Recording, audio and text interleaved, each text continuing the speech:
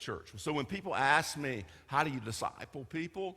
Well, one of the first things we do is we try to engage them in ministry. We try to engage them in ministry. And you know what? We've actually watched a lot of people at our campuses become Christ followers because they were engaged in ministry. I know different churches have different philosophies about who can engage in ministry. But as I look at the life of Jesus, and it's kind of sketchy of maybe when those guys really believed that Christ was the Messiah. But I see Jesus basically engaging some guys early on that really hadn't really latched into him being the Messiah yet. And so, you know, I'll engage people in ministry that aren't even Christ followers yet. I remember early on we had a drummer.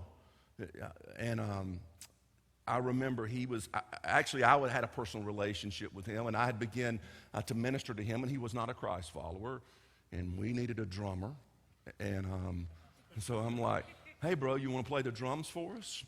And you know, there was a little controversy because we had some people in our church that says, well, I don't know if that guy really needs to be on the stage playing the drums and da-da-da.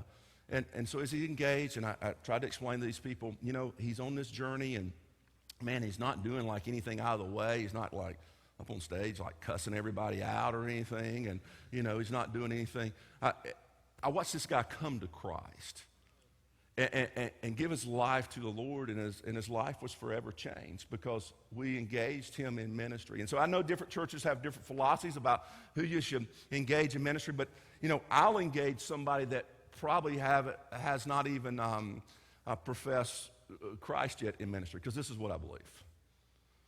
I believe there's a lot of people that sit in your church that's engaged in ministry that's professed Christ, and they don't